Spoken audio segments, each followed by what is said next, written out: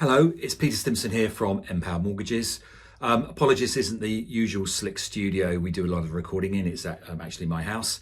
But a lot's happening in the swap markets at the moment, so I thought it was worthwhile giving a quick update.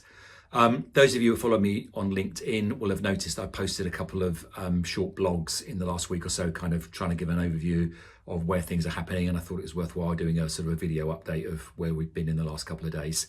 Graph going up now shows roughly where swap rates have been going, trending through time.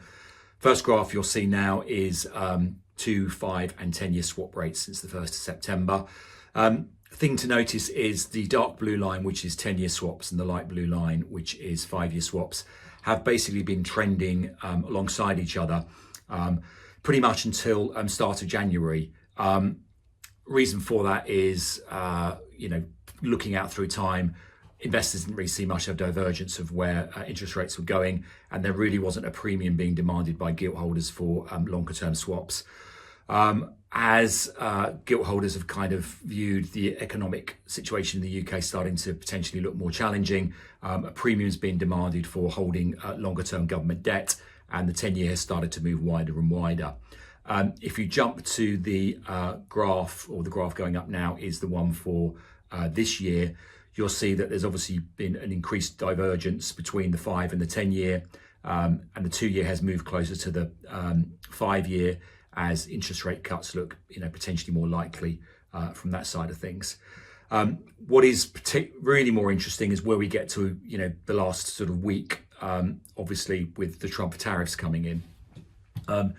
You'll see, particularly with the 10-year, there's been a very big jump in the last couple of days.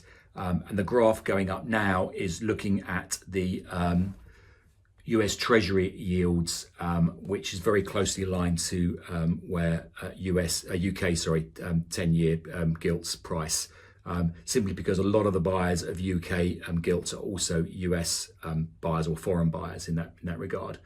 So big jump from around 4% in the last sort of week or so of US Treasuries to around sort of 4.5%. A lot of people at the moment, it's been covered on the BBC website in the last sort of few hours, are dumping US longer term gilts and sort of more interested in sort of much shorter term holdings, simply because of the nervousness. Investors, when times are tough, tend to favour much shorter term holdings, simply because they can sort of solve their positions much quicker. And we're also potentially seeing that in the UK swap markets as well. Again, if you look at the 2-year curve and the 5-year curve, we've now had the 5-year curve move above the 2-year, which we've not seen for forever. If you look at the curves that we previously put up, again, if we put the curve up from the start of the year through to the end of April, again, you'll see that the 5-year curve now has just in the last sort of day or so moved above the 2-year. So again, that's implying that there's lesser demand for sort of 5-year gilts over and above 2-year. What does that all mean for UK mortgage pricing? Well, obviously swaps have fallen. We can see that, and that's going to get reflected hopefully in mortgage pricing more generally over the next week or so. But it's going to mean, or could well mean, that there's going to be a differential in pricing between shorter term fixed rates and longer term fixed rates.